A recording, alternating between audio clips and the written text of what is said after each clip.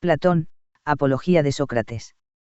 Ciudadanos de Atenas, ignoro qué impresión habrán despertado en vosotros las palabras de mis acusadores.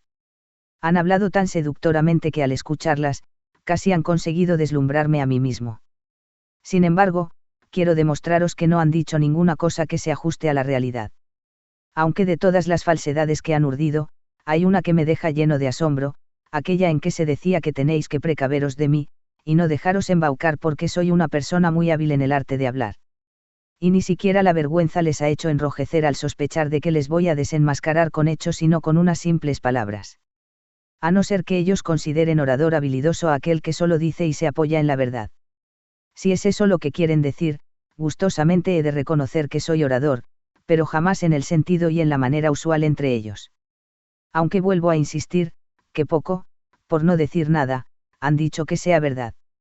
Y por Zeus, que no le seguiré el juego compitiendo con frases redondeadas, ni con bellos discursos escrupulosamente estructurados como es propio de los de su calaña, sino que voy a limitarme a decir llanamente lo que primero se me ocurra, sin rebuscar mis palabras, como si de una improvisación se tratara, porque estoy tan seguro de la verdad de lo que digo, que tengo bastante con decir lo justo, dígalo como lo diga. Por eso, que nadie de los aquí presentes, espere de mí, hoy otra cosa. Porque, además, a la edad que tengo sería ridículo que pretendiera presentarme ante vosotros con rebuscados parlamentos, propios más bien de los jovenzuelos con ilusas aspiraciones de medrar. Tras este preámbulo, debo haceros, y muy en serio, una petición. Y es la de que no me exijáis que use en mi defensa un tono y estilo diferente del que uso en el ágora, curioseando las mesas de los cambistas o en cualquier sitio donde muchos de vosotros me habéis oído. Si estáis advertidos, después no alborotéis por ello. Pues, esta es mi situación, hoy es la primera vez que en mi larga vida comparezco ante un tribunal de tanta categoría como este. Así que, y lo digo sin rodeos, soy un extraño a los usos de hablar que aquí se estilan. Y si en realidad fuera uno de los tantos extranjeros que residen en Atenas, me consentiríais, e incluso excusaríais el que hablara con aquella expresión y acento propios de donde me hubiera criado. Por eso, debo rogaros, aunque creo tener el derecho a exigirlo, que no os fijéis ni os importen mis maneras de hablar y de expresarme, que no dudo de que las habrá mejores y peores, y que por el contrario, pongáis atención exclusivamente en si digo cosas justas o no. Pues, en esto, en el juzgar, consiste la misión del juez, y en el decir la verdad, la del orador. Así pues, lo correcto será que pase a defenderme. En primer lugar de las que fueron las primeras acusaciones propaladas contra mí por mis antiguos acusadores y después pase a contestar las más recientes. Todos sabéis que, tiempo ha, surgieron detractores míos, que nunca dijeron nada cierto y es a estos a los que más temo, incluso más que al propio Anitos y a los de su comparsa, aunque también esos sean de cuidado. Pero lo son más, atenienses, los que tomándoos a muchos de vosotros desde niños os persuadían y me acusaban mentirosamente diciendo que hay un tal Sócrates, sabio, que se ocupa de las cosas celestes, que investiga todo lo que hay bajo la tierra y que hace más fuerte el argumento más débil. Estos, son, de entre mis acusadores, a los que más temo por la mala fama que me han creado y porque los que les han oído están convencidos de que quienes investigan tales asuntos tampoco creían que existan dioses. Y habría de añadir que estos acusadores son muy numerosos y que me están acusando desde hace muchos años, con el agravante de que se dirigieron a vosotros cuando erais niños o adolescentes y por ello más fácilmente manipulables, iniciando un auténtico proceso contra mí, aprovechándose de que ni yo, ni nadie de los que hubieran podido defenderme, estaban presentes. Y lo más desconcertante es, que ni siquiera dieron la cara, por lo que es imposible conocer todos sus nombres, a excepción de cierto autor de comedias. Esos, pues, movidos por envidias y jugando sucio, trataron de convenceros para, que una vez convencidos, fuerais persuadiendo a otros. Son, indiscutiblemente, difíciles de desenmascarar, pues ni tan solo es posible hacerles subir a este estrado para que den la cara y puedan ser interrogados, por lo que me veo obligado, como vulgarmente se dice, a batirme contra las sombras y a refutar sus argumentos sin que nadie me replique. Convenid, pues, conmigo, que dos son los tipos de acusadores con los que debo enfrentarme, unos, los más antiguos, y otros, los que me han acusado recientemente. Por ello, permítime que empiece por desembarazarme primero de los más antiguos, Pues fueron sus acusaciones las que llegaron antes a vuestro conocimiento y durante mucho más tiempo que las recientes.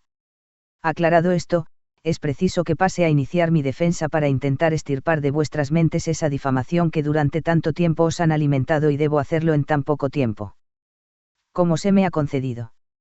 Esto es lo que pretendo con mi defensa, confiado en que redunde en beneficio mío y en el vuestro, pero no se me escapa la dificultad de la tarea. Sin embargo, que la causa tome los derroteros que sean gratos a los dioses. Lo mío es obedecer a la ley y abogar por mi causa. Remontémonos, pues, desde el principio para ver cuál fue la acusación que dio origen a esta mala fama de que gozo y que ha dado pie a Meletos para iniciar este proceso contra mí. Imaginémonos que se tratara de una acusación formal y pública y oímos recitarla delante del tribunal. Sócrates es culpable porque se mete donde no le importa, investigando en los cielos y bajo la tierra. Practica hacer fuerte el argumento más débil e induce a muchos otros para que actúen. Como él. Algo parecido encontraréis en la comedia de Aristófanes, donde un tal Sócrates se pasea por la escena, vanagloriándose de que flotaba por los aires, soltando mil tonterías sobre asuntos de los que yo no entiendo ni poco ni nada. Y no digo eso con ánimo de menosprecio, no sea que entre los presentes haya algún aficionado hacia tales materias y lo aproveche Meletos para entablar nuevo proceso contra mí, por tan grave crimen. La verdad es, atenienses, que no tengo nada que ver con tales cuestiones. Y reto a la inmensa mayoría para que recordéis si en mis conversaciones me habéis oído discutir o examinar sobre tales asuntos, incluso, que os informéis los unos de los otros, entre todos los que me hayan oído alguna vez, publiquéis vuestras averiguaciones. Y así podréis comprobar que el resto de las acusaciones que sobre mí se han propalado son de la misma calaña. Pero nada de cierto hay en todo esto, ni tampoco si os han contado que yo soy de los que intentan educar a las gentes y que cobran por ello, y también puedo probar que esto no es verdad, y no es que no encuentre hermoso el que alguien sepa dar lecciones a los otros, si lo hacen como Gorgias de Leontinos o pródicos de Ceos o Hipias de Élide, que van de ciudad en ciudad, fascinando a la mayoría de los jóvenes y a muchos otros ciudadanos que podrían escoger libremente y gratis, la compañía de muchos otros ciudadanos y que, sin embargo, prefieren abandonarles para escogerles a ellos para recibir sus lecciones por las que deben pagar y, aún más, restarles agradecidos. Y me han contado, que corre por ahí uno de esos sabios, natural de Paros y que precisamente ahora está en nuestra ciudad. Coincidió que me encontré con el hombre que más dinero se ha gastado con estos sofistas, incluso mucho más él solo que entre el resto juntos. A este, que tiene 2 hijos, como sabéis, le pregunté, Calias, si en lugar de estar preocupado por 2 hijos, lo estuvieras por el amaestramiento de 2 potrillos o 2 novillos, no sería fácil, mediante un jornal, encontrar un buen cuidador. Este debería hacerlos aptos y hermosos según posibilitara su naturaleza, y seguro que escogerías al más experto conocedor de caballos o a un buen labrador. Pero, puesto que son hombres, ¿a quién has pensado confiarlos? ¿Quién es el experto en educación de las aptitudes propias del hombre y del ciudadano? Pues me supongo que lo tienes todo bien estudiado, por mor de esos 2 hijos que tienes. ¿Hay a alguien preparado para tal menester? Claro que lo hay, respondió. ¿Quién, y de dónde, y cuánto cobra? Le acosé. Sócrates, se llama Evenos, es de Paros y cobra 5 minas. Y me pareció que este tal Evenos puede sentirse feliz si de verdad posee este arte y lo enseña tan convincentemente. Pues si yo poseyera este don me satisfaría y orgullosamente lo proclamaría. Pero, en realidad es que no entiendo nada sobre eso. Puede que ante eso, alguno de vosotros me interpele. Pero entonces, Sócrates, ¿cuál es tu auténtica profesión? ¿De dónde han surgido estas habladurías sobre ti? ¿Por qué ni no te dedicas a nada que se salga de lo corriente, indio meterte en lo que no te concierne, o se habría originado esta pésima reputación y tan contradictorias versiones sobre tu conducta? Explícate de una vez, para que no tengamos que darnos nuestra propia versión. Esto sí que me parece razonable y sensato, y por ser cuerdo, quiero pasar a contestarlo para dejar bien claro de dónde han surgido estas imposturas que me han hecho acreedor de esta notoriedad tan molesta. Escuchadlo. Quizá alguno se crea que me lo tomo a guasa, sin embargo, estad seguros de que solo os voy a decir la verdad. Yo he alcanzado este popular renombre por una cierta clase de sabiduría que poseo. ¿De qué sabiduría se trata? Ciertamente que es una sabiduría propia de los humanos. Y en ella es posible que yo sea sabio, mientras que por el contrario, aquellos a los que acabo de aludir, quizá también sean sabios, pero lo serán en relación a una sabiduría que quizás sea extrahumana, o no sé con qué nombre calificarla. Hago así, porque, yo, desde luego, que esa no la poseo ni sé nada de ella, y el que propale lo contrario o miente, o lo dice para denigrarme. Atenienses, no arméis barullo aunque os parezca que me estoy dando autobombo. Lo que os voy a contar no serán valoraciones sobre mí mismo, sino que os voy a remitir a las palabras de alguien que merece vuestra total confianza y que versan precisamente sobre mi sabiduría, si es que poseo alguna, y cual sea su índole. Os voy a presentar el testimonio del propio Dios de Delfos. Conocéis sin duda a Querefonte, amigo mío desde la juventud, compañero de muchos de los presentes, hombre democrático. Con vosotros compartió el destierro y con vosotros regresó. Bien conocéis con qué entusiasmo y tozudez emprendía sus empresas. Pues bien, en una ocasión, mirad a lo que se atrevió, fue a Delfos a hacer una especial consulta al oráculo, y os vuelvo a pedir calma, oh, atenienses, y que no me alborotéis. Le preguntó al oráculo si había en el mundo alguien más sabio que yo, y la pitonisa respondió que no había otro superior. Toda esta historia la puede avalar el hermano de Querefonte, aquí presente, pues sabéis que él ya murió. Veamos con qué propósitos os traigo a relación estos hechos, mostraros de dónde arrancan las calumnias que han caído sobre mí. Cuando fui conocedor de esta opinión del oráculo sobre mí, empecé a reflexionar, ¿qué quiere decir realmente el Dios? ¿Qué significa este enigma? Porque yo sé muy bien que sabio no lo soy. ¿A qué viene, pues, el proclamar el que lo soy? Y que él no miente, no solo es cierto, sino que incluso ni las leyes del cielo se lo permitirían. Durante mucho tiempo me preocupé por saber cuáles eran sus intenciones y qué era lo que en verdad quería decir.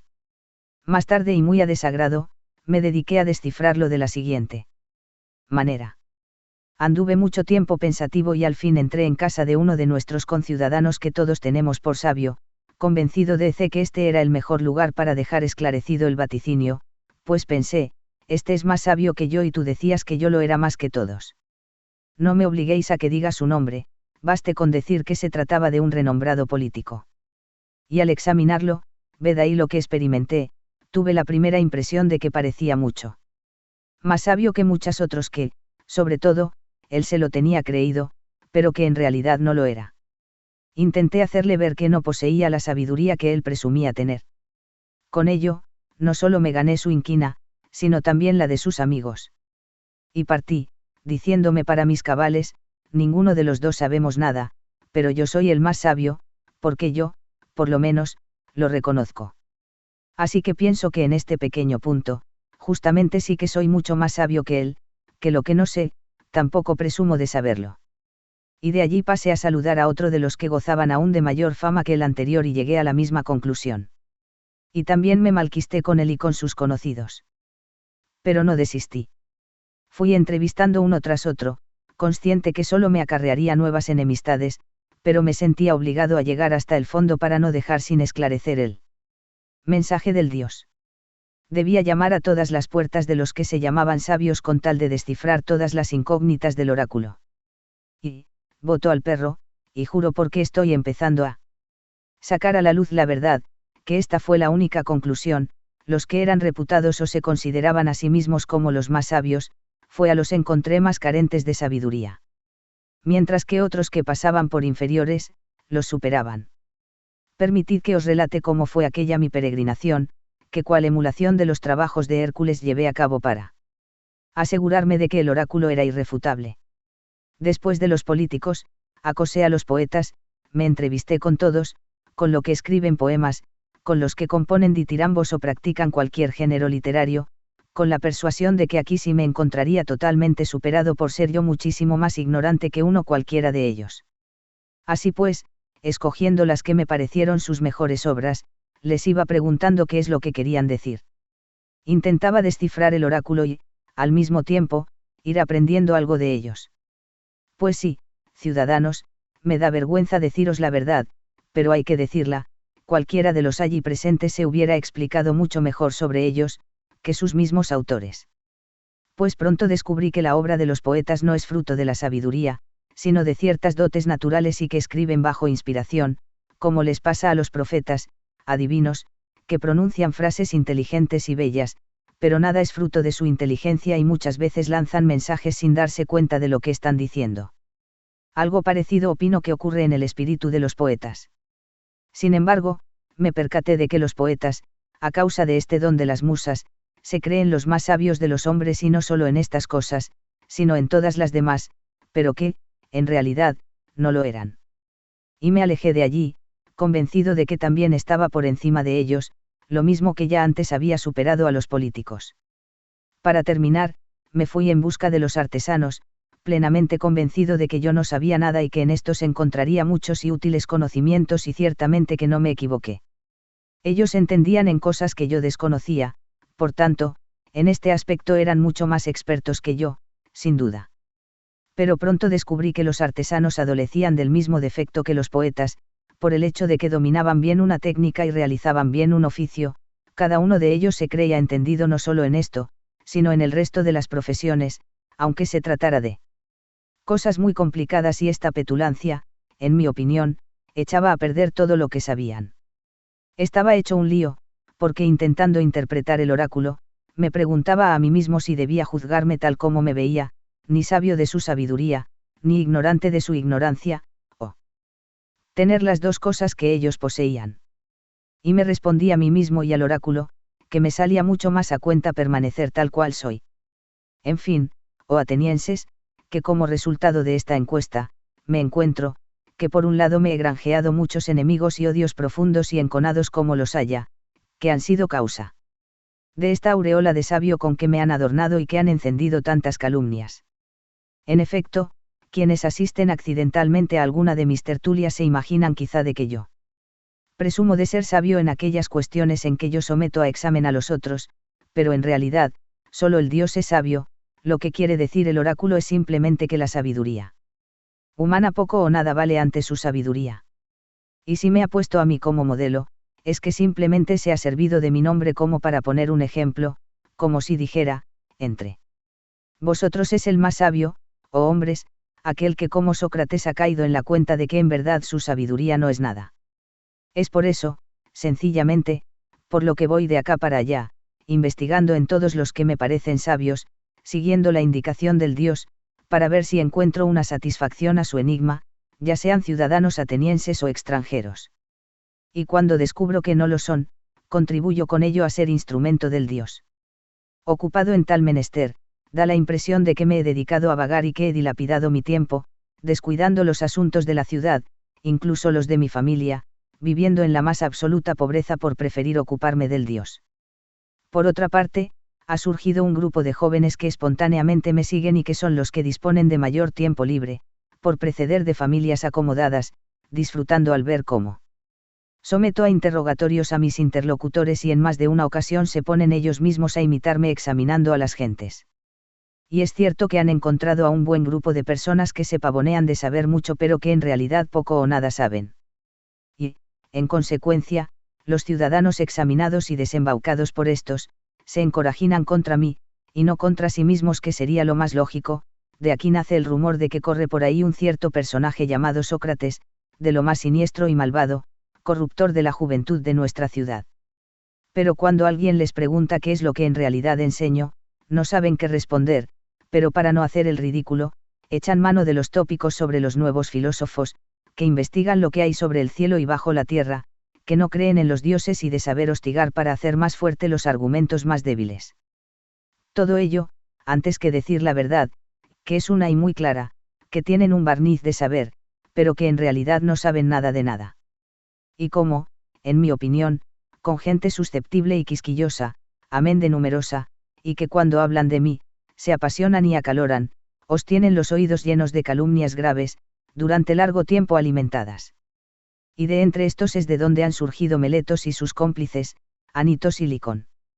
Meletos en representación de los resentidos poetas, Anitos, en defensa de los artesanos y políticos, y Licón, en pro de los oradores. Así pues, me maravillaría, como ya dije anteriormente, de que en el poco tiempo que se me otorga para mi defensa, fuera capaz de desvanecer calumnias tan bien arraigadas. Esta es, oh atenienses, la pura verdad de lo sucedido y os he hablado sin ocultar ni disimular nada, sea importante o no. Sin embargo, estoy seguro que con ello me estoy granjeando nuevas enemistades, la calumnia me persigue y estas son sus causas. Y si ahora, o en otra ocasión, queréis indagarlo, los hechos os confirmarán que es así. Por lo que hace referencia a las acusaciones aducidas por mis primeros detractores, con lo dicho basta, para mi defensa ante vosotros. Por lo que, ahora, toca defenderme contra Meletos, el honrado y entusiasta patriota Meletos, según él mismo se confiesa y con él, al resto de mis recientes acusadores. Veamos cuál es la acusación jurada de estos, y ya es la segunda vez que nos la encontramos, y démosle un texto como a la primera. El acta diría así. Sócrates es culpable de corromper a la juventud, de no reconocer a los dioses de la ciudad, y por el contrario, sostiene extrañas creencias y nuevas divinidades. La acusación es esta. Pasemos, pues, a examinar cada uno de los cargos. Se me acusa, primeramente, de que corrompo la juventud. Yo afirmo, por el contrario, que el que delinque es el propio Meletos al actuar tan a la ligera en asuntos tan graves como es el convertir en reos a ciudadanos honrados, abriendo un proceso socapa de hombre de pro y simulando estar preocupado por problemas que jamás le han preocupado. Y de que esto sea así, voy a intentar hacéroslo ver. Acércate, Melitos, y respóndeme, ¿no es verdad que es de suma importancia para ti el que los jóvenes lleguen a ser lo mejor posible? Ciertamente. Ea, pues, y de una vez, explica a los jueces, aquí presentes, quién es el que los hace mejores. Porque es evidente que tú lo sabes ya que dices tratarse de un asunto que te preocupa. Y además, presumes de haber descubierto al hombre que los ha corrompido, que según dices soy yo, haciéndome comparecer ante un tribunal para acusarme. Vamos, pues, diles de una vez quién es el que los hace mejores. Veo, Meletos, que sigues callado y no sabes qué decir. ¿No es esto vergonzoso y una prueba suficiente de que a ti jamás te han inquietado estos problemas? Pero vamos, hombre, dinos de una vez quién los hace mejores o peores. Las leyes. Pero, si no es eso lo que te pregunto, amigo mío, sino cuál es el hombre, sea quien sea, pues se da por supuesto que las leyes ya se conocen. Así, Sócrates, ya lo tengo. Esos son los jueces. He oído bien, Meletos. ¿Qué quieres decir? Que estos hombres son capaces de educar a los jóvenes y hacerlos mejores. Ni más ni menos. ¿Y cómo? A todos o a unos sí y a otros no. Todos sin excepción. Por era, que te expresas de maravilla. Qué grande es el número de los benefactores, que según tú sirven para este menester. Y, el público aquí asistente, también hace mejores o peores a nuestros jóvenes. También. Y los miembros del consejo. Esos también. Veamos, aclárame una cosa, serán entonces, Meletos, los que se reúnen en asamblea, los asambleístas, los que corrompen a los jóvenes. Oh, también ellos, en su totalidad los hacen mejores. Es evidente que sí. Parece, pues, evidente que todos los atenienses contribuyen a hacer mejores a nuestros jóvenes. Bueno, todos, menos uno, que soy yo, el único que corrompe a nuestra juventud. ¿Es eso lo que quieres decir? Sin lugar a dudas. Grave es mi desdicha, si esa es la verdad. ¿Crees que sería lo mismo si se tratara de domar caballos y que todo el mundo, menos uno, sería capaz de domesticarlos y que uno solo fuera capaz de echarlos a perder, o, más bien, no es todo lo contrario, que uno solo es capaz de mejorarlos, o muy pocos, y que la mayoría, en cuanto los montan, pronto los envician? No funciona así, Meletos, en los caballos y en el resto de los animales. Sin ninguna duda, estéis o no estéis de acuerdo, Anitos y tú. Qué buena suerte la de los jóvenes si solo uno pudiera corromperles y el resto ayudarles a ser mejores. Pero la realidad es muy otra. Y se te ve. Demasiado el que jamás te hayan preocupado tales cuestiones y que han motivado el que me hicieras comparecer ante este tribunal. Pero, por Zeus, dinos todavía, ¿qué vale más, vivir entre ciudadanos honrados o entre malvados?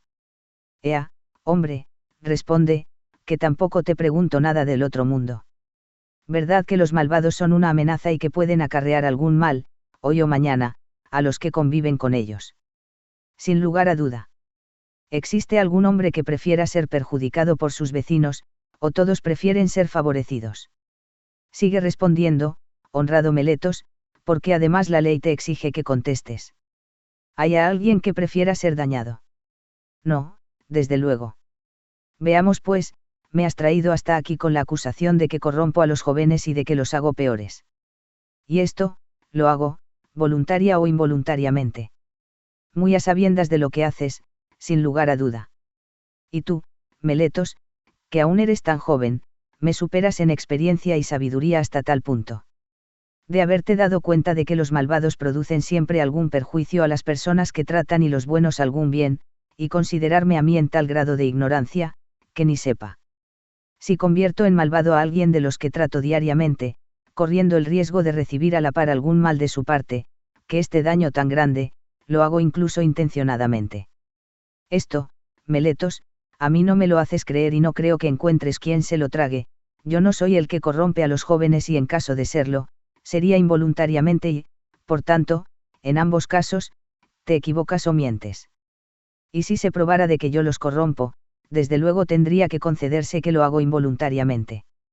Y en este caso, la ley ordena, advertir al presunto autor en privado, instruirle. Y amonestarle, y no, de buenas a primeras, llevarle directamente al tribunal. Pues es evidente, que una vez advertido y entrado en razón, dejaría de hacer aquello que inconscientemente dicen que estaba haciendo. Pero tú, has rehuido siempre el encontrarte conmigo, aunque fuera simplemente para conversar o, simplemente, para corregirme y has optado por traerme directamente aquí, que es donde debe traerse a quienes merecen un castigo y no a los que te agradecerían una corrección. Es evidente, Meletos, que no te han importado ni mucho ni poco estos problemas que dices te preocupan.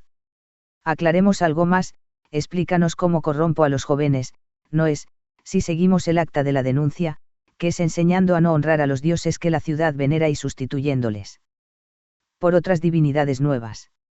Será, por esto, por lo que los corrompo. Precisamente eso es lo que afirmo. Entonces, y por esos mismos dioses de los que estamos hablando, explícate con claridad ante esos jueces y ante mí, pues hay algo que no acabo de comprender, o sea que yo enseño a creer que existen algunos dioses, y en este caso, yo en modo alguno soy ateo ni delincuo, o bien, dices. Por esta parte, que en concreto no creo en los dioses del Estado, sino en otros diferentes, y es por eso por lo que me acusas o más bien sostienes que no creo en ningún dios y que además estas ideas las inculco a los demás. Eso mismo digo, que tú no aceptas ninguna clase de dioses. Ah, sorprendente Meletos, ¿para qué dices semejantes extravagancias?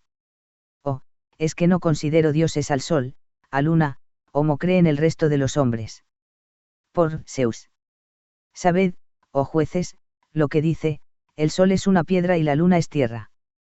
¿Te crees que estás acusando a Anaxágoras, mi buen Meletos? Oh, desprecias a los presentes. Hasta tal punto de considerarlos tan poco eruditos que ignoren los libros de Anaxágoras el Clazomenio, llenos de tales teorías. Y, más aún, los jóvenes van a perder el tiempo escuchando de mi boca lo que pueden aprender por menos de un dracma, comprándose estas obras en cualquiera de las tiendas que hay junto a la orquesta y poder reírse después de Sócrates si éste pretendiera presentar como propias estas afirmaciones, sobre todo, y, además, siendo tan desatinadas. Pero, por Júpiter, tal impresión te he causado que crees que yo no admito los dioses, absolutamente ningún dios. Sí, y también por Zeus, tú no crees en dios alguno. Increíble cosa la que dices, Meletos. Tan increíble que ni tú mismo acabas de creértela. Me estoy convenciendo, atenienses, de que este hombre es un insolente y un temerario y que en un arrebato de intemperancia, propios de su juvenil irreflexión, ha presentado esta acusación. Se diría que nos está tramando un enigma para probarnos, a ver si este Sócrates, tan listo y sabio, se da cuenta de que le estoy tendiendo una trampa, no solo a él, y no también a todos los aquí presentes, pues en su declaración, yo veo claramente que llega a contradecirse. Es como si dijera, Sócrates es culpable de no creer en los dioses, pero cree que los hay. Decime, pues, Si esto no parece una broma y de muy poca gracia. Examinad, conmigo, atenienses, el por qué me parece dice esto. Tú Meletos, responde, y a vosotros, como ya os llevo advirtiendo desde el principio, os ruego que prestéis atención, evitando cuchicheos porque siga usando el tipo de discurso que es habitual en mí. ¿Hay algún hombre en el mundo, oh Meletos, que crea que existen cosas humanas, pero que no crea en la existencia de hombres concretos? Que conteste de una vez y que deje de escabullirse refunfuñando. ¿Hay alguien que no crea en los caballos, pero sí que admita, por el contrario, la existencia de cualidades equinas, o, quien no crea en los flautistas pero sí que haya un arte de tocar la flauta? No hay nadie, amigo mío. Y puesto que no quieres, o no sabes contestar, yo responderé por ti y para el resto de la asamblea, admites o no, contigo el resto, que puedan existir divinidades sin existir al mismo tiempo dioses y genios concretos. Imposible. Qué gran favor me has hecho con tu respuesta, aunque haya sido arrancada a regañadientes.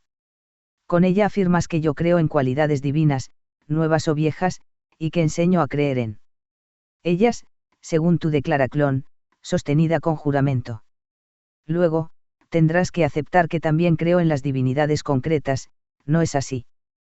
Puesto que callas, debo pensar que asientes. Y ahora, bien, prosigamos el razonamiento.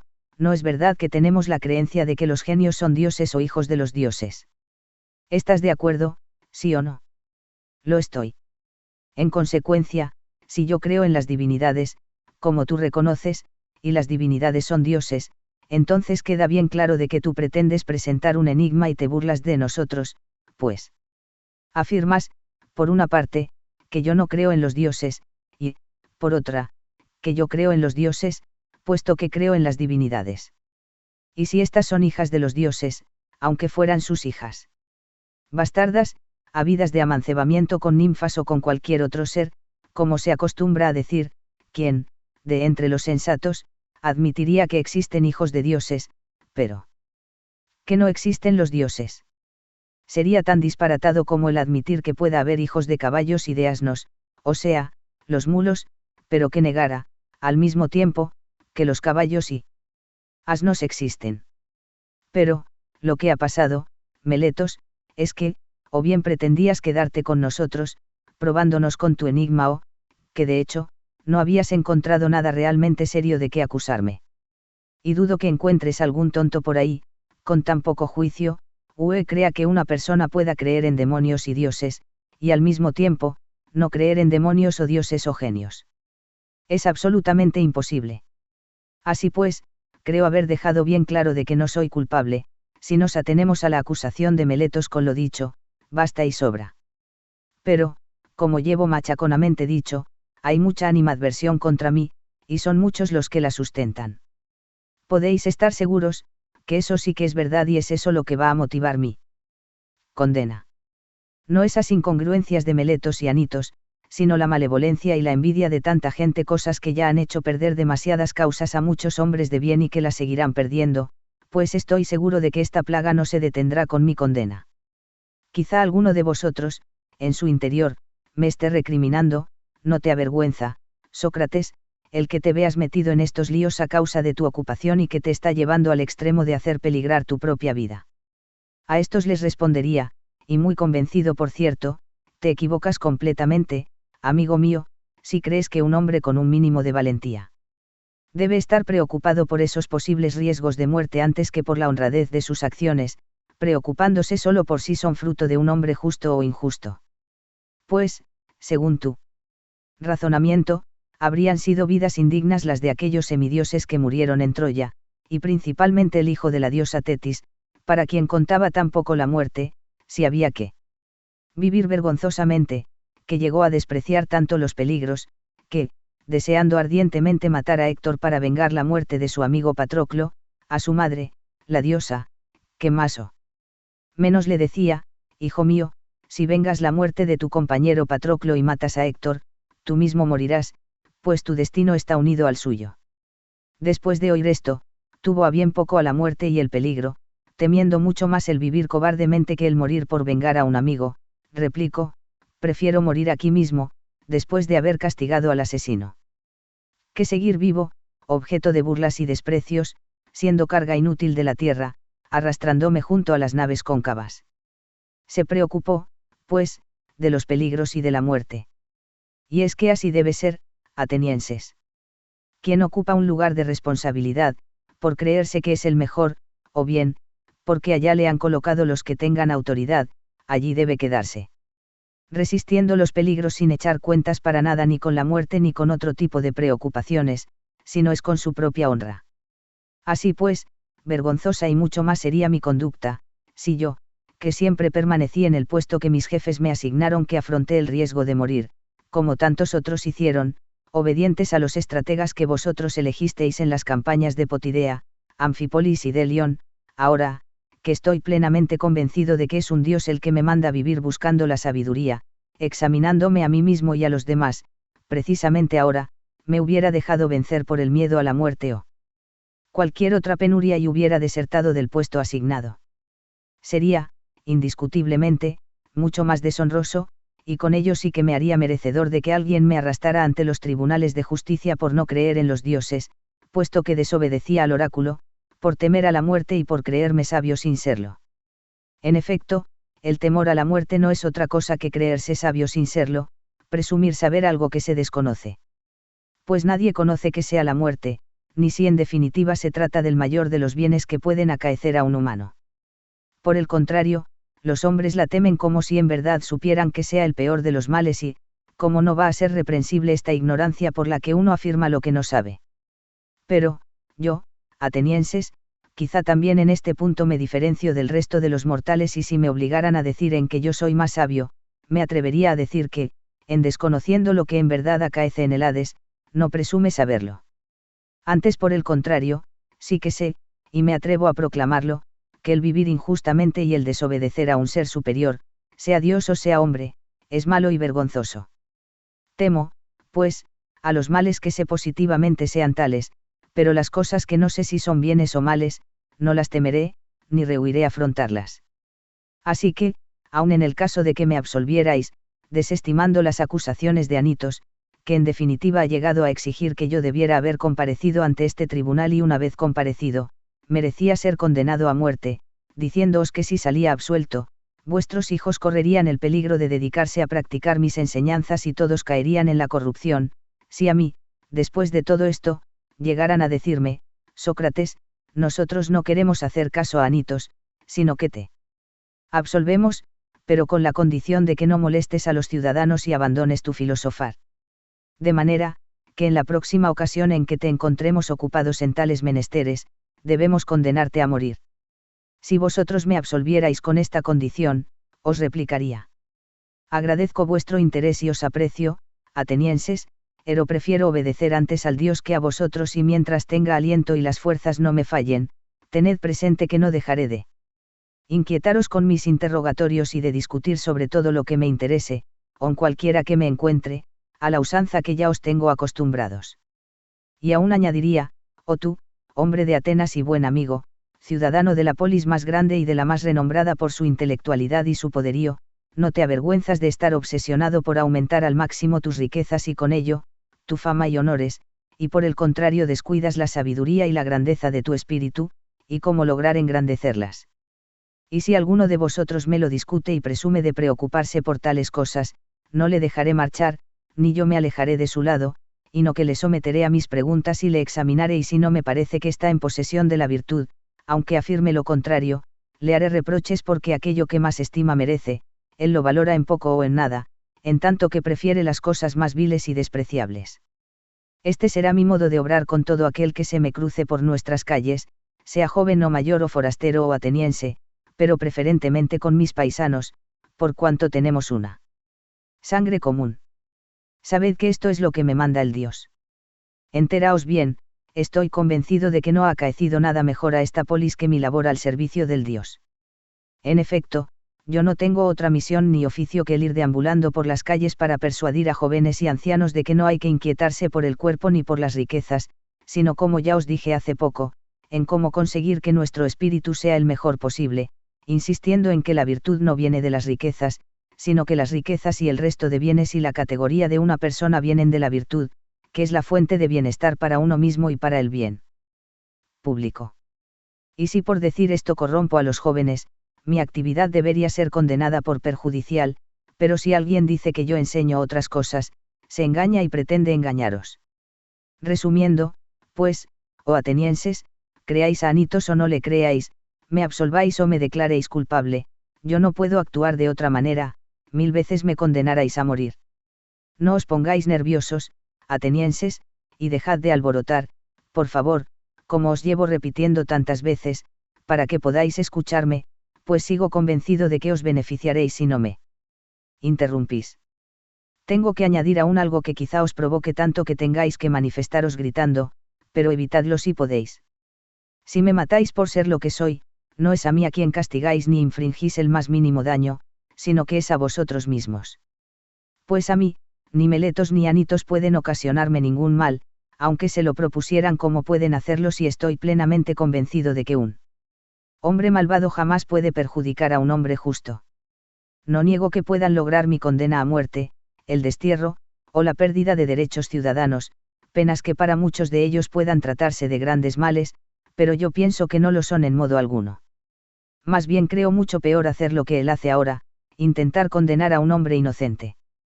Por eso estoy muy lejos de lo que alguno quizás se haya creído, de que estoy intentando hacer mi propia defensa. Muy al contrario, lo que hago es defenderos a vosotros para que al condenarme no cometáis un error desafiando el don del Dios.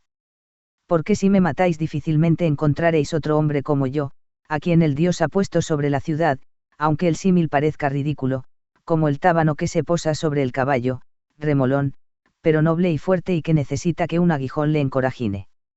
Así, creo que he sido colocado sobre esta ciudad por orden del Dios para teneros alerta y corregiros, sin dejar de encorajinar a nadie, deambulando todo el día por calles y plazas.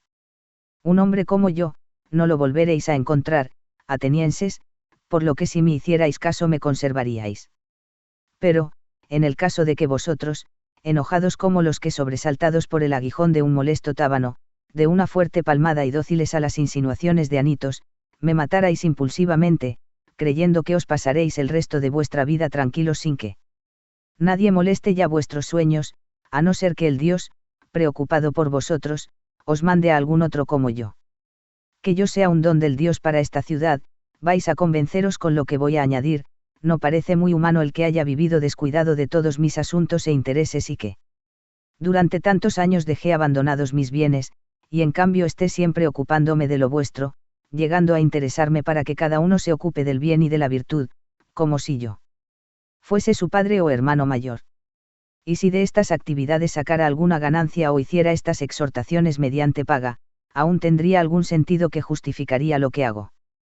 Pero vosotros mismos podéis comprobar que a pesar de tantos reproches acumulados contra mí por esa caterva de acusadores, no han tenido el atrevimiento ni de insinuar de que yo haya cobrado alguna vez remuneración alguna.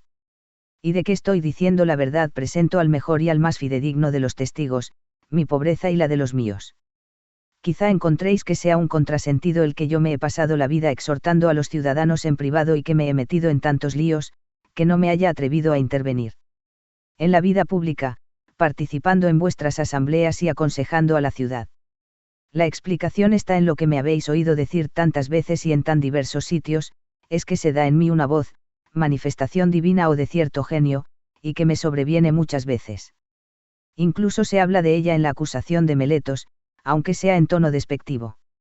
Es una voz que me acompaña desde la infancia y se hace sentir para desaconsejarme algunas acciones pero que jamás me ha impulsado a emprender de nuevas. Esta es la causa que me ha impedido intervenir en la política y me lo ha desaconsejado, creo yo, muy razonablemente. Porque lo sabéis muy bien, si hace tiempo me hubiera metido en política, hace tiempo que ya estuviera muerto y por ello no habría sido útil, ni a vosotros, ni a mí mismo. Y no os irritéis contra mí porque os diga la verdad, una vez más. No hay nadie que pueda salvar su vida, si valientemente se opone a vosotros o a cualquier otra asamblea y se empeña en impedir las múltiples injusticias e irregularidades que se cometen en cualquier ciudad. En consecuencia, quien quiera luchar por la justicia, debe tener muy presente si es que quiere vivir. Muchos años que se conforme con una vida retirada y que no se ocupe de los asuntos públicos. Y voy a daros pruebas contundentes de ello, no con palabras, sino con lo que tiene mayor fuerza. Ante cualquier auditorio, los hechos. Escuchad lo que me ha ocurrido para que comprobéis que yo no cedo ante nadie. El temor a la muerte es impotente para hacerme desistir de algo que sea contrario a la justicia. Os voy a relatar cosas pesadas, a la manera de los abogados, pero todas ciertas. Yo no he ejercido cargos públicos más que en 2 ocasiones, cuando siendo miembro del Consejo coincidió que nuestra tribu de Antioquida ejercía su turno de presidencia y vosotros estabais deliberando qué hacer con aquellos 10 estrategas que no habían recogido los cuerpos de los soldados caídos en la batalla naval y se intentó juzgarlos a todos juntos. Esto estaba en contra de nuestras leyes, como después se demostró. Entonces yo solo, y en contra de todos los prítanos, me opuse a que vosotros hicierais algo en contra de la ley y voté en contra de todos. Y a pesar de que los oradores, alentados por vuestras protestas y vuestro apasionamiento, exigían abrirme un proceso para llevarme ante los tribunales, creí que era mucho mejor estar de parte de la ley y de la justicia, aunque me supusiera graves peligros, que ponerme de vuestra parte en busca de seguridades, si por ello debía ir en contra de la justicia o era movido por el temor de la muerte o del encarcelamiento. Y esto ocurrió cuando Atenas era gobernada por la democracia. Pero también, bajo el régimen oligárquico de los 30 fui requerido, juntamente con otros, para que me presentara ante el Tolos, y nos ordenaron que nos trasladáramos a Salamina para buscar al estratega León y colaborar en su muerte. Misiones de este tipo encomendaban a muchos otros para comprometer a cuantos más pudieran en su criminal gestión de gobierno y entonces, volví a demostrar, no con palabras, sino con los hechos, que la muerte, lo digo sin ambajes, no me importa lo más mínimo, mientras que intentar no cometer acciones injustas es para mí lo más importante. E incluso aquel régimen que presumía de duro, y en verdad lo era, no pudo doblegarme para hacer un acto injusto y cuando salimos del Tolos, os otros 4 se dirigieron a Salamina para cumplir tan injusta orden y traerse a León, pero yo me fui tranquilamente a mi casa. Por este motivo es muy posible que ya hubiera encontrado entonces la muerte, pero aquel régimen cayó poco después. De todo esto, muchos de vosotros podéis ser testigos. Y bien, ¿acaso creéis que yo hubiera vivido muchos años si me hubiera dedicado a la política? Sí, portándome como es propio de quien antepone su honradez a sus intereses, hubiera hecho de la defensa de la justicia mi compromiso, anteponiéndole, como debe ser, por encima de todo. Ni mucho menos, atenienses, como tampoco ningún otro que lo intente de esta manera. Pero yo, durante toda mi vida, ya sea en las cuestiones de interés público en que he intervenido o en las privadas, he sido siempre el mismo y jamás he actuado contra la justicia, ni he permitido hacerlo a aquellos que mis acusadores denominan mis discípulos, ni a los demás. Pero, aunque jamás he sido maestro de nadie, si alguien, joven o mayor, ha sentido deseos de oírme u observarme, nunca lo he rehusado. No soy hombre que hable por dinero o que me calle. Si me lo dan. Estoy a total disposición tanto del rico como del pobre para que me pregunten cuanto deseen y todos podéis contrastar lo que digo. Jamás me he negado a dialogar. Y si alguno, por todo ello, se convierte en un hombre mejor o peor, no se me eche a mí el mérito ni el castigo, ya que jamás prometí a nadie ningún tipo de enseñanza ni de hecho la enseñé. Por ello, si sale alguien que dice que ha aprendido algo porque ha recibido lecciones mías, sean particulares o públicas, podéis estar seguros que os está mintiendo. Ya lo habéis oído, atenienses, os he dicho solo la verdad, les resulta intrigante ver cómo interrogo a los que presumen de sabios, pero que de hecho no lo son. Sostengo que ese es el mandato que he recibido del genio, ya sea en sueños, oráculos o por cualquiera de los medios normales con que un dios acostumbra a servirse para asignar a un hombre una misión. Esa es la verdad y no es nada difícil probarla. Pues si yo hubiera dejado una estela de jóvenes corrompidos, aún ahora los fuera corrompiendo, es natural que alguno, o todos, estarían aquí presentes para acusarme y exigir el castigo y si ellos no se atreviesen, sus padres o hermanos vendrían en su lugar por considerar que se ha causado daño a alguien de su familia. Por el contrario veo a muchos de ellos sentados entre vosotros, primero a Critón, de mi misma edad y del mismo Demos, padre de Crítóbulo, también aquí presente, después a Lisanias, del distrito de Esfeto, padre de Esquines, quien tenéis aquí también, y ved a Antifonte, del distrito de Cefisia, padre de Epígenes, y a esos otros cuyos hermanos han estado presentes en las conversaciones aludidas, Nicóstrato, hijo de Teozótides, hermano de Teódoto. Teódoto murió y, por tanto, no puede testimoniar. Paralio, hijo de Demódoco, cuyo hermano era Teages. Adimanto, hijo de Aristón, del cual es hermano Platón, ahí presente, y Ayantodoro, del cual es hermano Apolodoro, ahí presente. Y podría citaros a muchos más, que incluso al propio Meletos hubiera podido presentar como testigos de su pleito, y si no lo hizo por descuido o por olvido, que lo haga ahora, a ver si encuentra a alguien que corrobore alguno de sus puntos. Pero comprobaréis todo lo contrario, atenienses, todos están dispuestos a declarar a favor del que ha sido su corruptor, el que ha destrozado sus familias, según Anitos y Meletos aseguran. Cabría la posibilidad de que los ya corrompidos tuvieran alguna secreta razón para auxiliarme y compartir mi responsabilidad, pero los no corrompidos y que son mayores de edad que ellos, sus parientes, ¿qué motivos pueden tener para ayudarme, si no es la que Anitos y Meletos están mintiendo y de que yo estoy en la verdad?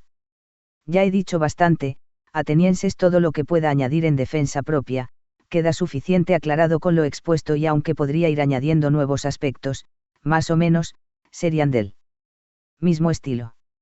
Y quizá alguno se indigne al recordar que en otros casos de menos monta, se rogó y suplicó a los jueces con lágrimas, haciendo comparecer ante el tribunal a sus hijos para despertar compasión, y si se terciaba, a sus parientes y familiares, y yo, en cambio, no hago ninguna de estas cosas a pesar de que estoy corriendo, como se ve, el mayor de los peligros. Puede ser que alguno, echándose esas cuentas, tome hacia mí una actitud de despecho, y que, irritado por mi forma de actuar, deposite su voto con cólera. Pues bien, si en alguno de vosotros se da esta situación, aunque ni afirmo de que se dé, sino que analizo esta posibilidad, ya tengo preparada la respuesta que le daría. Amigo mío, también yo tengo una familia y también puedo aplicarme aquello de Homero: no he nacido ni de una encina ni de las rocas, sino de hombres. Tengo familiares, e incluso 3 hijos, uno adolescente, por cierto, y 2 de corta edad. Y, sin embargo, a ninguno de ellos permitiré que suba a este estrado para suplicar vuestro voto absolutorio. ¿Por qué no quiero hacer nada de todo esto? No es ni por fanfarronería ni mucho menos por falta de consideración hacia vosotros. Que después afronte la muerte con firmeza o con flaqueza, esa es otra cuestión.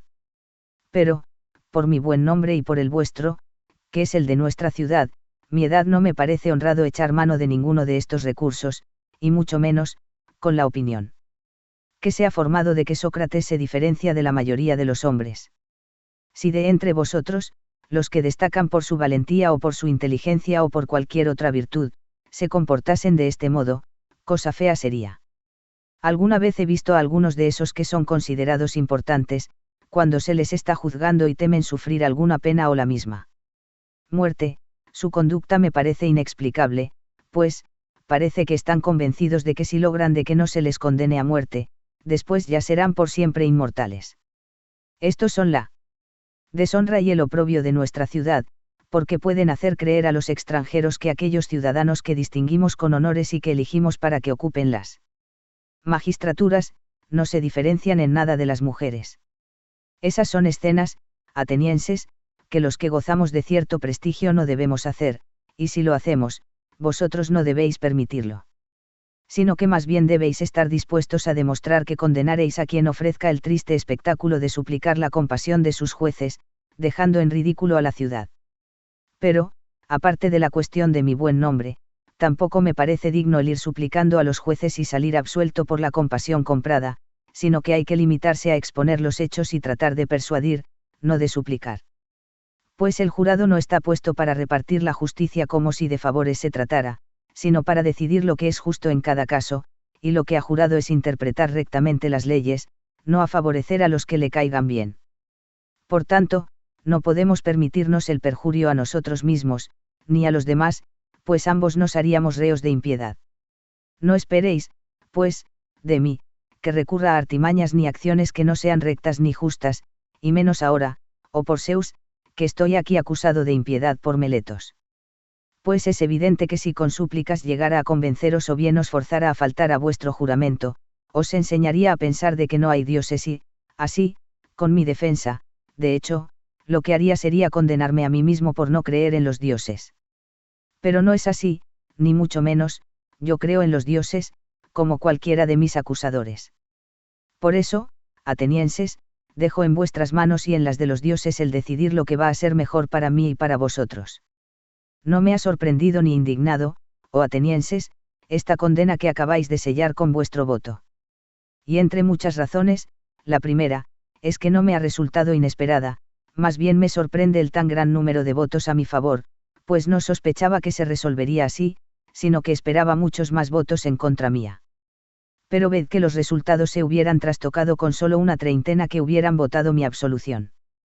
Por de pronto, que de la acusación de Meletos, según las cuentas que yo me he hecho, he quedado plenamente absuelto y no solo absuelto, sino que incluso es evidente que si no hubieran comparecido Anitos y Licón, hubieran sido condenados a pagar la multa de 1000 dracmas por no haber alcanzado la quinta parte de los votos exigidos. Ahora, este hombre propone la pena de muerte para mí. Bien, ¿y qué contrapuesta os voy a hacer, atenienses? Ciertamente que voy a proponer la que creo que me merezco. ¿Qué cuál es? ¿Qué pena o castigo tengo que sufrir por haberme empeñado tozudamente en no querer una vida tranquila y cómoda? Sino descuidando lo que obsesiona a la mayoría de las personas, como son sus bienes, sus intereses personales, la dirección de ejércitos, el discursear en la asamblea, dedicarme a la caza de cargos públicos, sino que he permanecido neutral ante coaliciones y revueltas, por considerar que soy demasiado honrado para poder salir ileso si intervengo en la política. Por ello, jamás me he ocupado de aquellas cosas que ni a vosotros ni a mí pudieran reportar utilidad, y prefiriendo hacer a cada uno de vosotros el máximo bien tratando de convencerle de que no se ocupara más que de aquello que era de la máxima utilidad para sí mismo y lo más razonable. Y que no se ocupara de los asuntos de la nación, sino de la nación misma, y que así procediera en todos los asuntos. Ahora bien, ¿qué debo sufrir por todo esto? Ciertamente, que algún bien, atenienses, si de verdad hay que ser ecuánimes con arreglo a los merecimientos.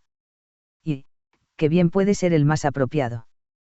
Para un benefactor pobre que necesita todo el tiempo posible para poder dar consejos a sus conciudadanos.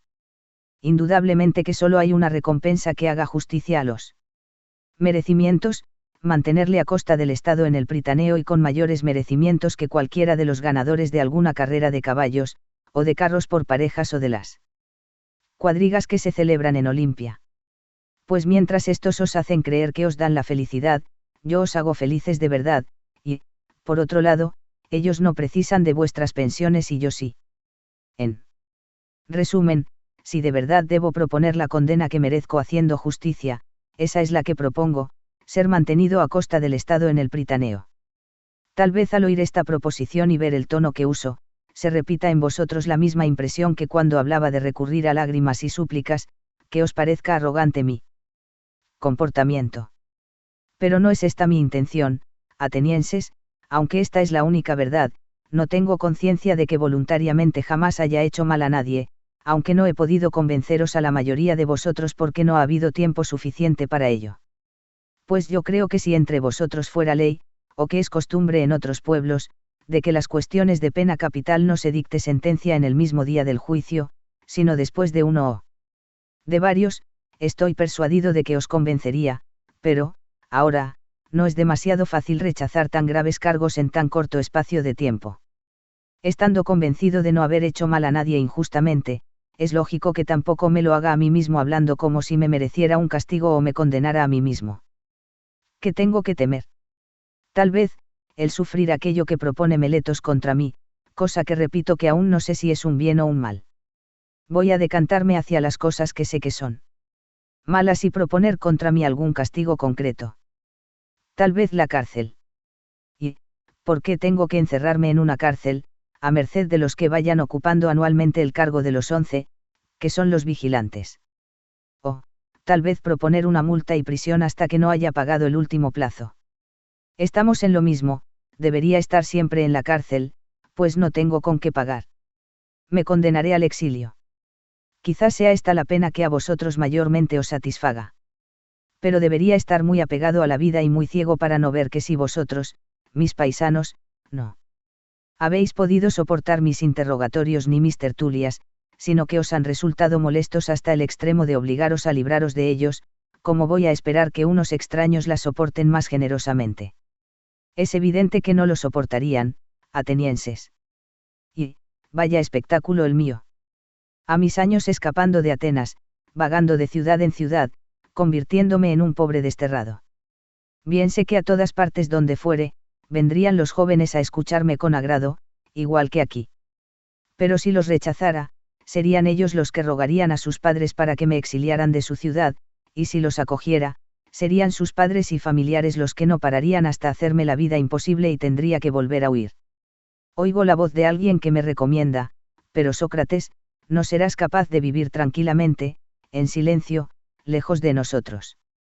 Este es el sacrificio mayor que podíais pedirme, pues se trataría de desobedecer al Dios y, por tanto, jamás podría quedarme tranquilo si renunciara a mi misión. Y aunque no me creáis y os penséis que os hablo con evasivas, debo deciros que el mayor de los bienes para un humano es el ir manteniendo los ideales de la virtud con sus palabras y tratar de tantos temas como hemos hablado, examinándome a mí mismo y a los demás, pues, una vida sin examen propio y ajeno no merece ser vivida por ningún hombre, me creáis o no. Sin embargo, es tal cual os digo, pero ya sé lo difícil que es convenceros. Pero tampoco soy de los que aceptan gratamente condenas injustas. Si me sobrara el dinero me habría puesto una multa que fuera capaz de soportar, pues no. Representaría un perjuicio para mí. Pero como no lo tengo, oís vosotros los que debéis tasar la multa. Tal vez, rebuscando podría pagaros hasta una mina de plata. Así que, esta es la suma que os propongo. Pero algunos de los presentes, como Platón, Critón y Critóbulo, me instan a que os proponga ascender hasta 30 minas, de las que ellos se hacen fiadores. Propongo, pues, esta nueva suma. Y tendréis en ellos a unos fiadores de total solvencia. Por no querer aguardar un poco más de tiempo, os llevaréis, atenienses, la mala fama de haber hecho morir a Sócrates, un hombre sabio, pues para avergonzaros, os dirán que yo era un sabio, a pesar de no serlo. Si hubierais sabido esperar un poquito más, habría llegado el mismo desenlace aunque de un modo natural, pues considerad la edad que tengo y cuán recorrido tengo el camino de la vida y que cercana ronda la muerte. Lo dicho no va para todos, sino solamente para los que me habéis condenado a muerte. Y a estos aún tengo algo más que decirles, quizá penséis, atenienses, que es por falta de razones o por la pobreza de mi discurso por lo que he sido condenado, me refiero a aquel tipo de discursos que no he usado, en los que se recurre a todo tipo de recursos con tal de escapar del peligro. Nada más lejos de la realidad. Sí, me he perdido por cierta falta pero no de palabras, sino de audacia y osadía, y por querer negarme a hablar ante vosotros de la manera que os hubiera satisfecho, entonando lamentaciones, y diciendo otras muchas cosas que yo sostengo que son indignas e inesperadas en mí, aunque estéis acostumbrados a oírlas en otros. Pero yo, ni antes creí que no hacía falta llegar a la deshonra para evitar los peligros, ni ahora me arrepiento de haberme defendido así, pues prefiero morir por haberme defendido así, que vivir si hubiera tenido que recurrir a medios indignos. Pues es evidente que muchos en los combates se escapan de la muerte a costa de abandonar sus armas e implorar el perdón de los enemigos. En todos los peligros hay muchas maneras de evitarlos, sobre todo para quienes están dispuestos a claudicar. Pero lo más difícil no es el escapar de la muerte, sino el evitar la maldad, pues ésta corre mucho más deprisa que la muerte. Y a mí, que ya soy viejo y ando algo torpe, me ha pillado la primera de las dos, mientras que a mis acusadores, que aún son jóvenes y ágiles, van a ser atrapados por la segunda. Así, que ahora, yo voy a salir de aquí condenado a muerte por vuestro voto, pero ellos marcharán llenos de maldad y vileza, acusados por la verdad. Yo me atengo a mi condena, pero ellos deben soportar también la suya. Tal vez era así, como debían transcurrir los hechos y pienso que incluso están bien, al cual están. Después de todo esto, quiero añadir lo que veo que os va a suceder a los que me habéis condenado, pues cuando los hombres van a morir es cuando gozan mayormente del don de profetizar. Os predigo, que después de mi muerte caerá sobre vosotros, por Zeus, un castigo mucho más duro del que me acabáis de infligir. Acabáis de condenarme con la esperanza de quedar libres de responder de vuestros actos, pero, lo que os profetizo, es que las cuentas os van a salir muy al revés, cada día aumentará el número de los que os van a exigir explicación de vuestros actos y a los que hasta ahora yo he podido contener, aunque vosotros ni lo advirtíais, y tanto más duros serán, cuanto que son más jóvenes y por ello más exigentes y por todo ello, viviréis aún mucho más enojados. Estáis rotundamente equivocados si creéis que la mejor manera de iros desembarazando de los que os recriminan, es el de irlos matando. No es este el modo más honrado de cerrar la boca a quienes os inquietan, sino que hay otro mucho más fácil. No perjudicar a los demás y mejorar nuestra conducta en todo lo posible. Con estas predicciones, como si de un oráculo fueran, quiero despediros de los que habéis votado mi muerte. Y ahora, me gustaría conversar con los que me habéis absuelto, conversando sobre lo que aquí ha sucedido a la espera de que los magistrados acaben de trajinar con estos asuntos y que me conduzcan a donde debo esperar la muerte. Permaneced, atenienses, conmigo el tiempo que esto dure, pues nada nos impide platicar. Querría mostraros, como amigos que sois, cuál es mi interpretación de lo que acabamos de vivir. Oh jueces, y os llamo jueces con toda propiedad por haberlo sido conmigo, algo sorprendente.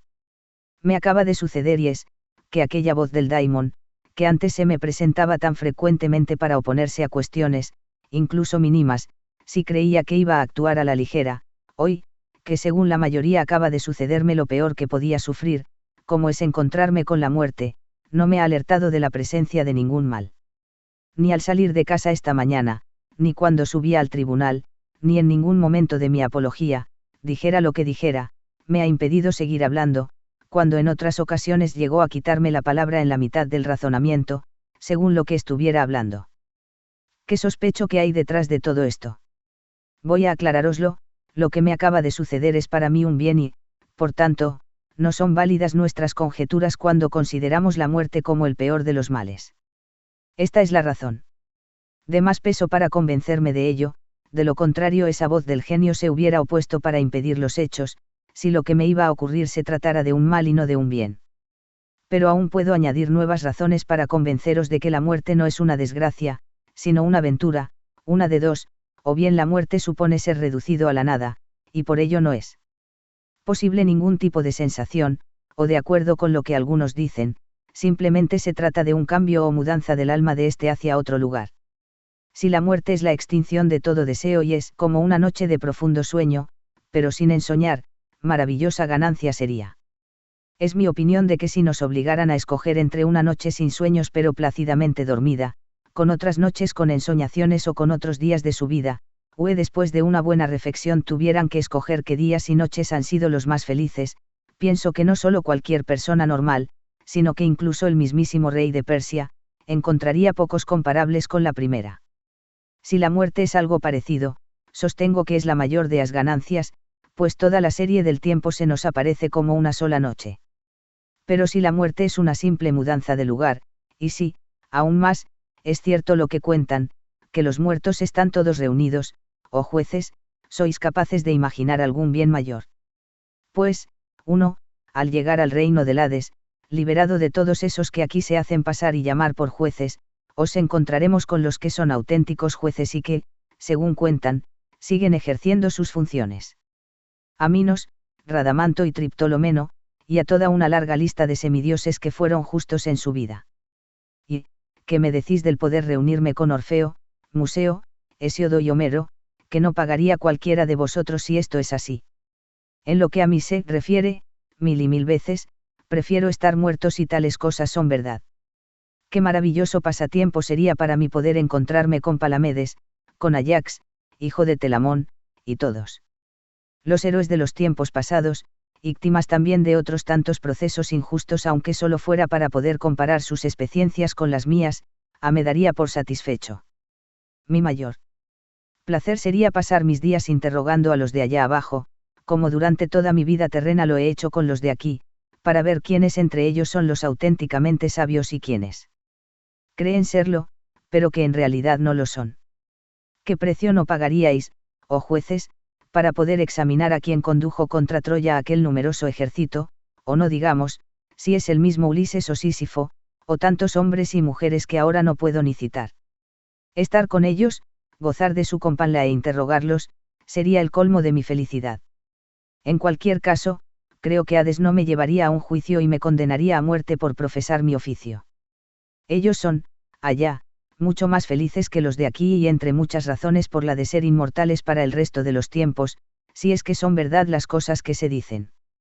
Vosotros también, oh jueces míos, debéis tener buena esperanza ante la muerte y convenceros de que una cosa es cierta, la de que no hay mal posible para un hombre de bien, ni durante esta vida, ni después en el reinado de la muerte, y que los dioses jamás descuidan los asuntos de estos hombres justos.